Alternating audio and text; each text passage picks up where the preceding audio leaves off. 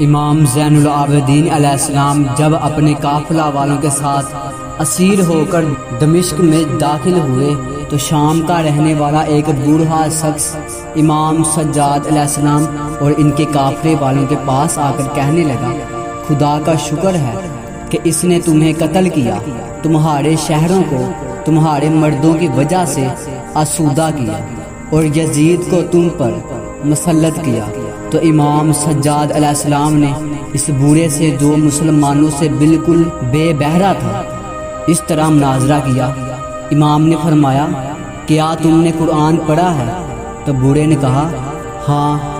تو امام نے کہا، کیا تم نے اس آیت کا معنی خوب اچھی طرح سمجھا ہے جس میں خداوند متعال فرماتے ہیں، قُل لَا أَسْأَلُكُمْ عَلَيْهِ أَجْرًا إِلَّا الْمَوَدَّةَ فِي الْقُرْبَى، جس کا ترجمہ یہ ہے کہ اے رسول ان سے کہہ دیجئے کہ میں تم سے اجر رسالت کچھ نہیں چاہتا مگر یہ کہ تم میرے قرابت داروں سے محبت کرو۔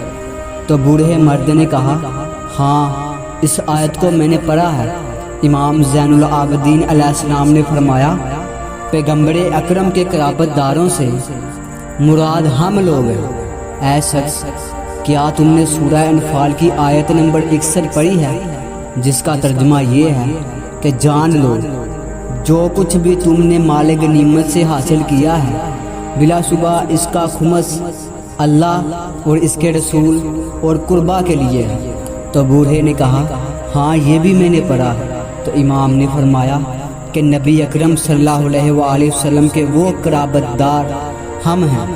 اس کے بعد پھر امام نے فرمایا کہ اے شخص، کیا تم نے یہ آیت پڑھی ہے، انما یرید اللہ لیذھب عنکم الرجس اہل البیت ویطہرکم تطہیرا۔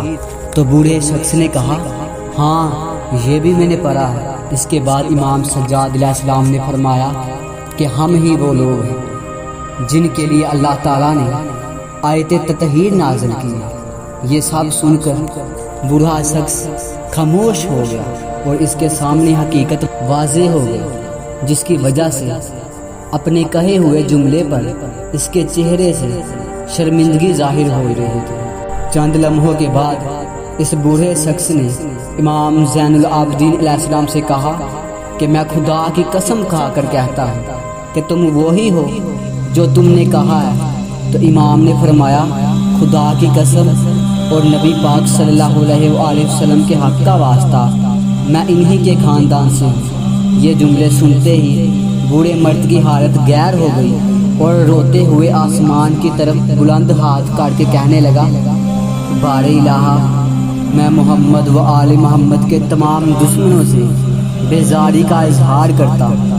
اور اسی وقت امام کی بارگاہ میں توبہ کی، اور جب اس واقعے کی خبر یزید تک پہنچی تو یزید نے فوراً اس بوڑھے شخص کو پھانسی دینے کا حکم صادر کیا اور اس کو شہید کروا دیا۔